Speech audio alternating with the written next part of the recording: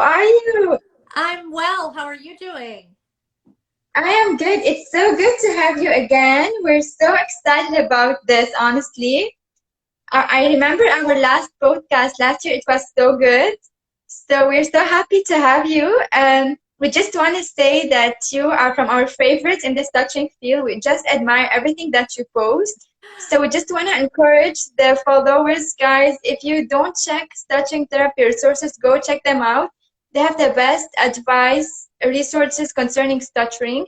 So yeah. So today it will be more a practical podcast. We will be talking about like when we have whether we're SLPs, we're teachers, we're parents of who have around us children who stutter. We want to know like what should we say, what should we not say in therapy, what should we do, what should we not do. So we'll start by asking if we have like a child that stutter, what advice helps the child to help him in his talking. Well, I think that is sort of the mix of worry for speech therapists and caregivers alike. And when I say caregivers, I'm meaning teachers and extended family and parents and significant others. And I think Yeah, everyone wants to do something, right? Everyone yeah, wants to give advice. And yeah. so what I would say is kind of flies in the face of normal human behavior. We would really encourage people who are living with or working with children who stutter to stop giving advice. Stop. Yeah. I know it sounds crazy, but here's what happens. When a child is speaking and has a stutter, people want to like help them fix that. What we have to get back into our mindset is that this is a neurophysiological difference, which Exactly. means that you can't fix it, right? This is not something that while they're talking with you, you're going to give them a nice piece of advice to slow down, start over, take a deep breath. We're going to talk about those in a minute, but we want to give them a piece of advice and it looks like it works because they say the word again and maybe it comes out fluently. Yeah, But what yeah, people who don't, yeah, what people who don't understand stuttering miss is that when kids repeat or when kids say it again, if they happen to be fluent, that wasn't because of the advice. That was because of the neural pathway and the system of their speech is being used differently. And so the top 8, which I just posted about, I just sort of reposted one of our most successful posts was what not to say. And our top 8 has yeah, always been yeah, stop, slow down, yeah, start over, take a deep breath, think about what you're going to say, just relax. Everybody stutters and use your tools. And those are yeah, the 8, right? That, we've talked about that before, that those are the 8 things people want to say that we should never say. Like, yeah, it's yeah, simplistic advice for a complex difference in the speech neuroanatomy. So that's just the beginning of what not to say.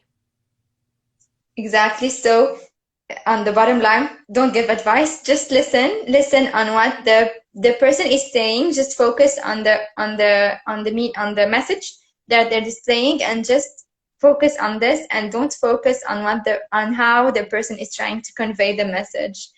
Exactly. Okay. And that's hard. I must validate for anybody listening who has been taught or told to say those 8 things or a combination of them. You're not in trouble.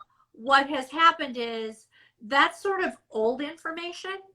That's the way people used to do things before we started to realize, it's normal and natural for children who stutter to have stutters in their speech. So they are speaking normally for themselves. They're not whatever normal is. What is normal speech? I don't know. I have no idea. But in the world of neurodiversity and anti-ableist practices, we're going to stop trying to make people who stutter feel like they have to talk like us, when their systems and their neurology are not the same. Exactly. Yeah. So, bottom line, there's nothing that we just don't comment anything. Like, even though sometimes like people feel like they want to, let's say, continue the sentence instead of the child, or sometimes like they just feel like they want to maybe help them. So does that actually help or not? Great question. And I want to validate everyone who wants to help. All right. But what happens is we help from the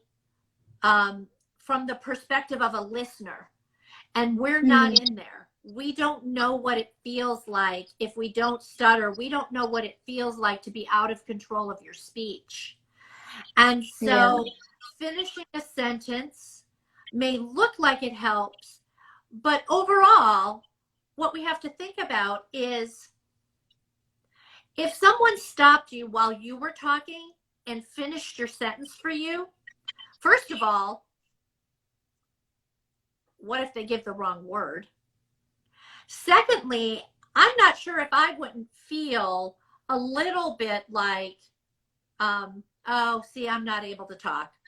I'm not sure how it would feel in my system of my thoughts as a person who stutters sometimes, whether that would feel like, oh, see, I need help and I'm not able, and this person can't wait for me. All of these unintended messages that may happen when people are trying to help by, say, finishing a sentence. Yeah, so exactly. Let's go back to what you were saying. Listen to what the child is saying, not how they're saying it. Now, before I go on, I noticed a question come across. Yes, I was gonna tell you also. Yeah, we have a question from Arthur that says, so no treatment for stuttering is required. We're gonna talk about it, but if we could just like answer a bit that question. Absolutely. I don't want anyone to hear that because we're not going to stop a child and give them advice on how to speak, that doesn't mean that I'm saying no therapy.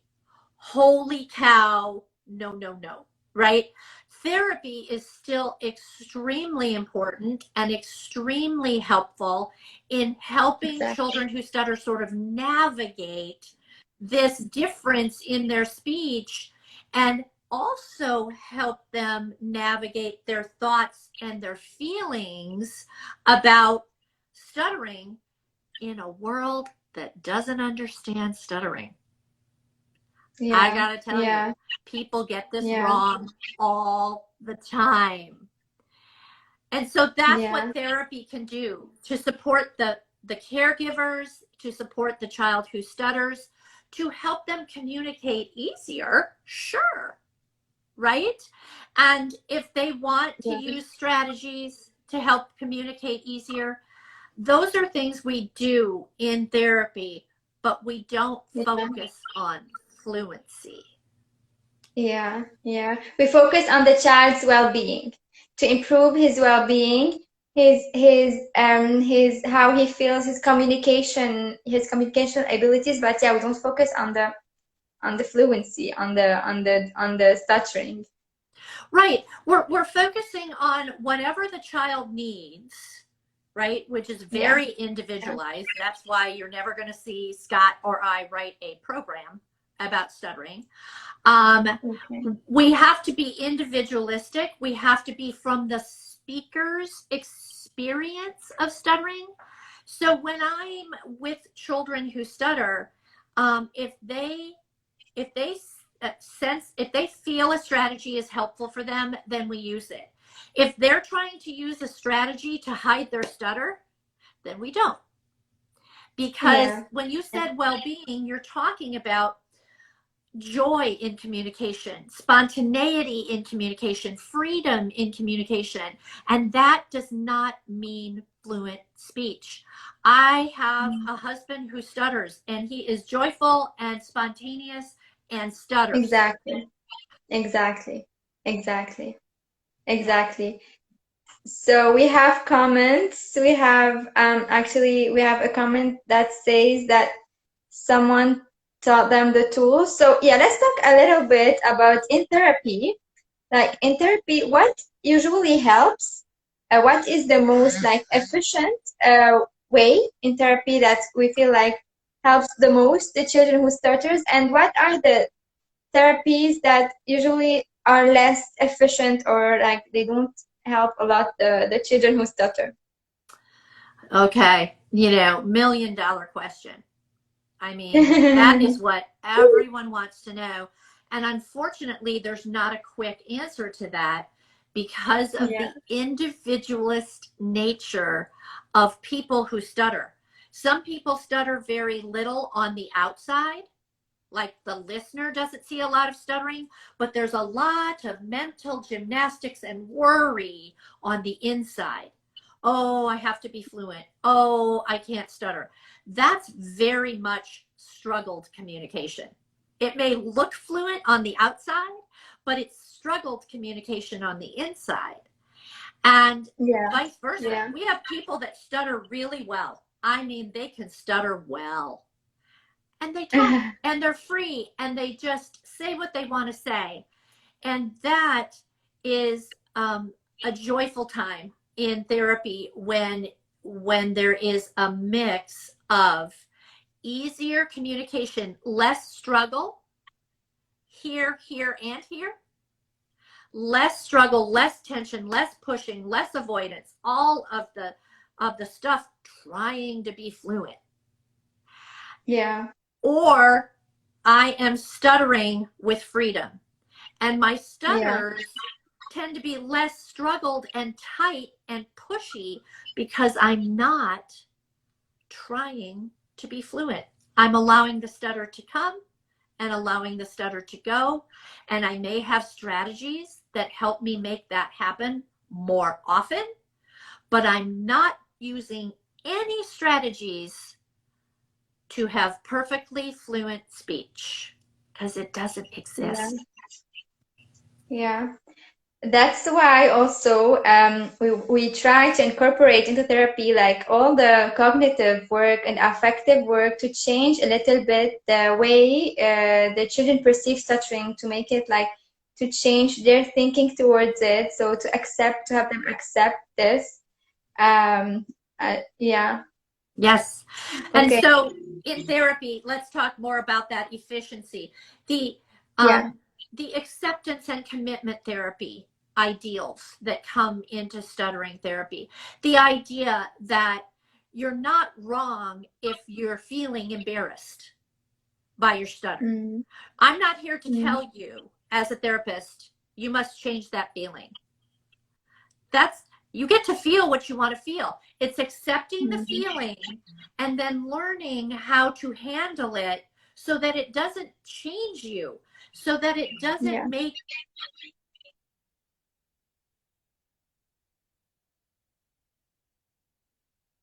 you change yourself to fit in or to conform to a societal idea of what fluency looks like.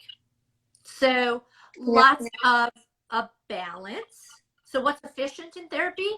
A balance of helping the people around the child understand stuttering better. The child understands stuttering deeper level. And then the idea of it's okay to stutter.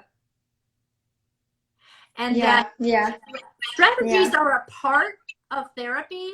They're just no longer the entirety of therapy, which is how I was taught a long time ago. It was like strategy, strategy, strategy. And everybody that ever invites me wants me to talk about strategies. And I want to try to help us get our mindset off Yes. of the fixing Yes. and onto the Yes. communicating. Yes. Yes. We have a question from Marileda Tome. I think so. Our counseling SLP knowledge will help us as better therapists, right? So she's asking about the counseling and therapy. Yes, and I can't agree more. And I wish we had, another 4 hours together. But this Yeah, idea that us too. counseling is not, it used to be a scary word for me when I was a young clinician. Like, oh my gosh, I'm not a counselor. Don't. But the truth Yeah. is that in our scope of practice, it states that we are counselors in communication differences.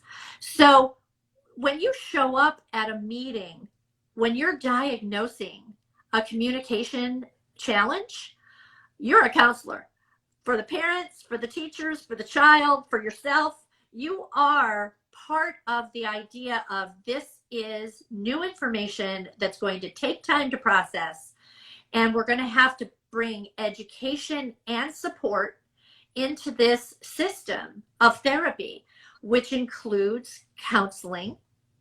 And stretching our counseling abilities is as important or more important than stretching our strategy abilities.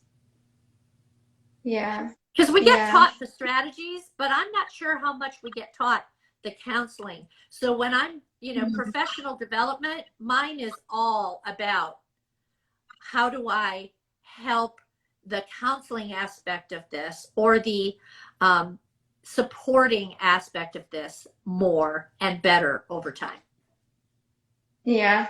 I actually have a question. We sometimes read about ways of therapies, but that are not very much evidence based. Like, for example, what do you think about all the respiratory um, uh, techniques? What do you think about all those? We should say, what do you think about those? Because some therapists do them, so they should not be considered, right? Like when we work about the respiration, about they should not be considered into therapy. Or what you say about those? I would love. Can I ask a clarifying question? You're talking about respiration therapy? Yeah. Like Like when take a deep breath thing? Yeah. Okay.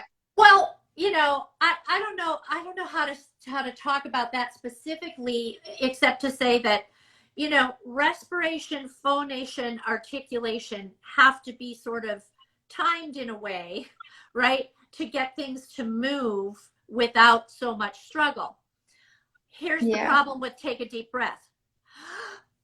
Now, am I tight or am I loose? I don't know.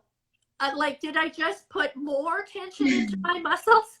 So for me, children who stutter tend to run out of air because of the struggle. And then it's not about their breathing is off. They're struggling to get words out. So respiration, phonation, articulation get a little wonky.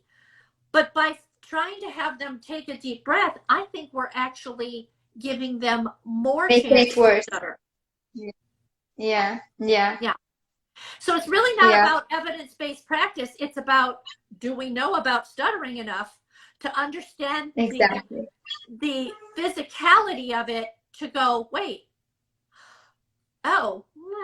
that's probably not so helpful. Yeah. And for the the tools that sometimes some therapists use to lighten or to change to make the fluency more smooth.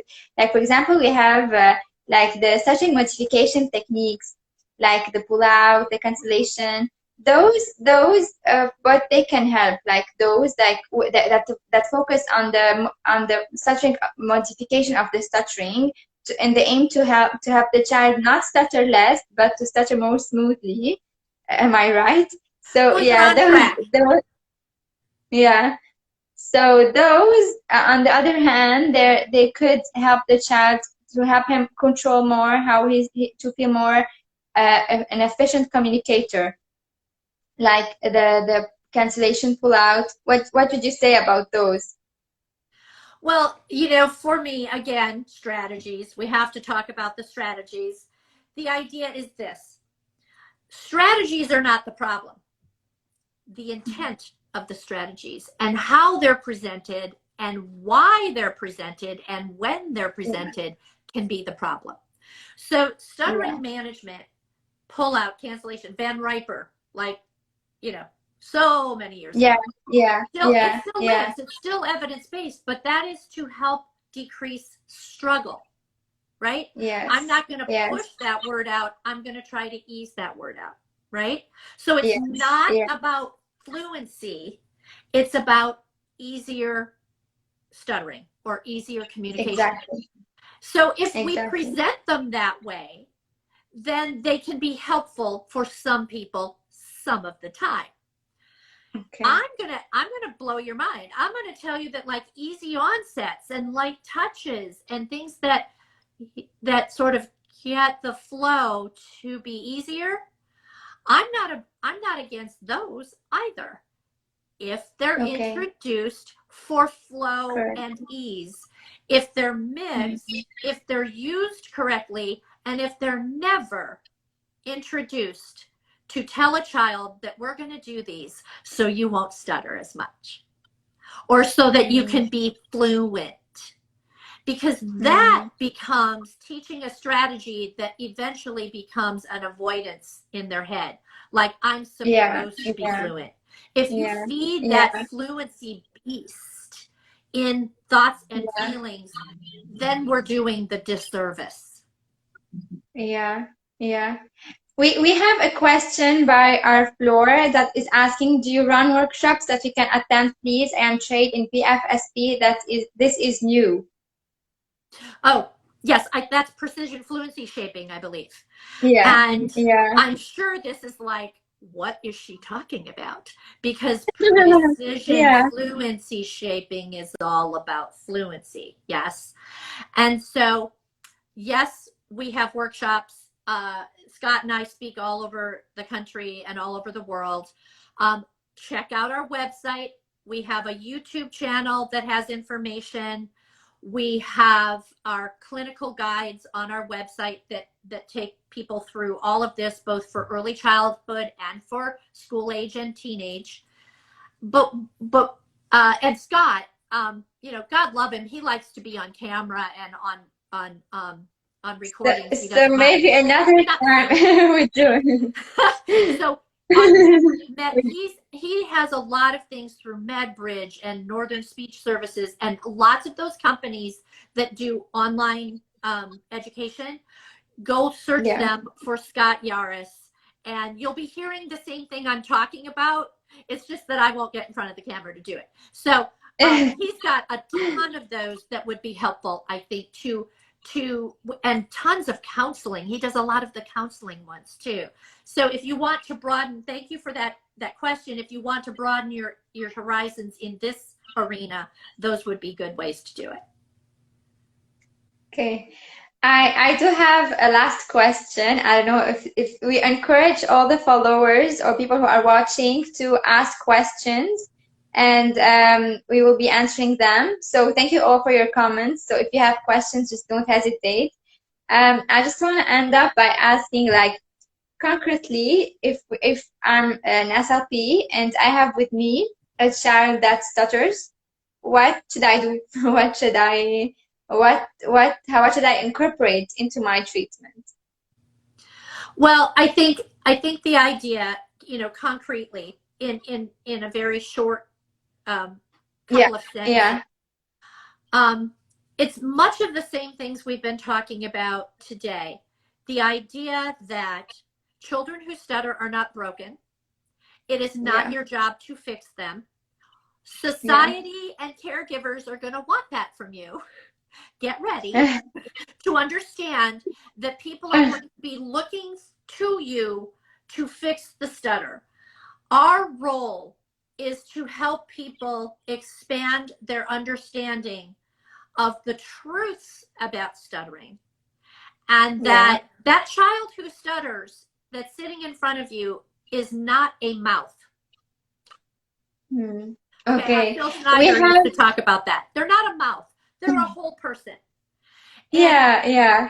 I if totally you can agree. do any therapy that helps them, that understands from their perspective how stuttering is impacting their life right now, then that is where we start.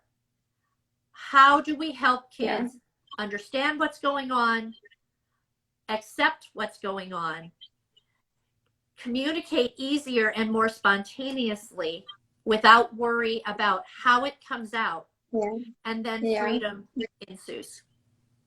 It's not easy, but it's doable. Yeah, thank you so much. We just have one last question from Jad Bitar.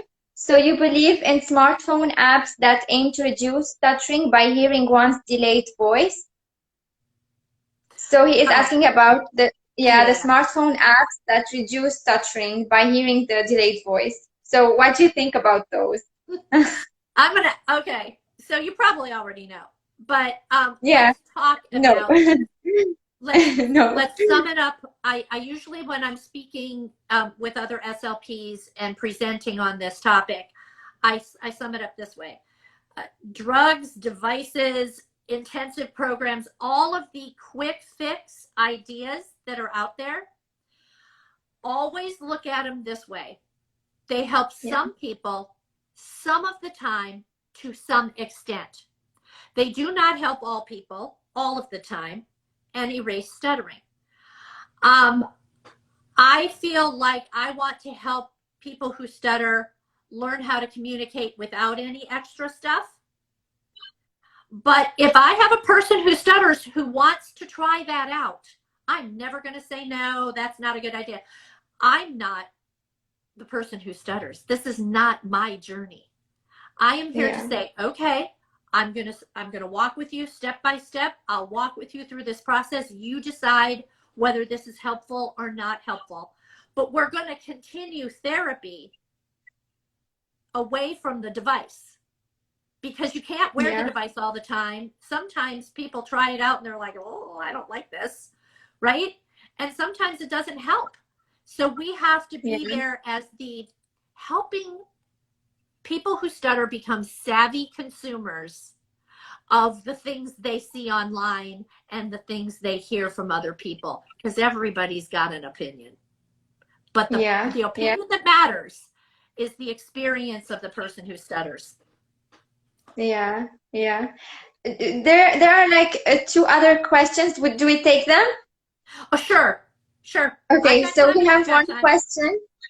Okay, how can we work on developing acceptance from Nayab Zahra? And we have another question about Asher that says that they use DAF sometimes and it helps them. So we want to know what your advice on those two questions. Well, those the comment that this person uses DAF and sometimes it helps, that just proves what I just said. Helps some people, sometimes to some extent. If DAF is something that helps, or FAF, frequency altered feedback, if those are things that are helpful and the person feels better about their communication, even if it's just for a time, right? Then that's great. There are many paths through the forest.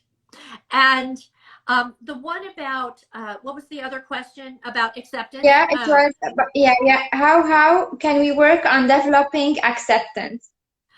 6 hours. 6 hours over 2 days, and we can get that done. But see, that's a question that is so complex. I think all the things we've already talked about, learning about stuttering, accepting stuttering for ourselves as clinicians, and not seeing it as something that needs to be eradicated, that'll help. Your clients learn to accept it. And the idea is this: you can't create acceptance. It's, it's not like, well, it's okay to stutter, and the kid's like, yay, I never knew that before. I'm great. That's not going to happen.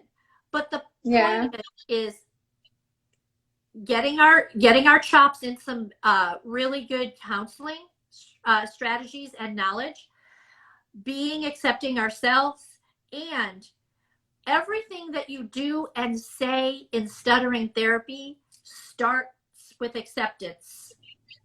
And Yeah. then Yeah. what you do and what you say and how that atmosphere of therapy becomes an accepting atmosphere, and shows by modeling, but not just saying, that stuttering is an acceptable way to speak. Yeah. Yeah. Yeah, it takes time, but children will get to it. It's not easy. It's not easy, but this is the aim. This Yep. is the. Thank you so much. I You're think we so answered welcome. all of the questions. Yeah, I think we answered everything. Thank you everyone for joining. Thank you so much, Nina. It's always a pleasure having you. Thank you And for inviting me. and we sure do other podcasts. It's always very interesting, and it's such always very very enriching. Very so. Thank you so much, and yeah, that's it. Thank you guys. Thank you for joining. Thanks, Have a good everyone. have a good day. Thank you. Bye Bye bye. bye.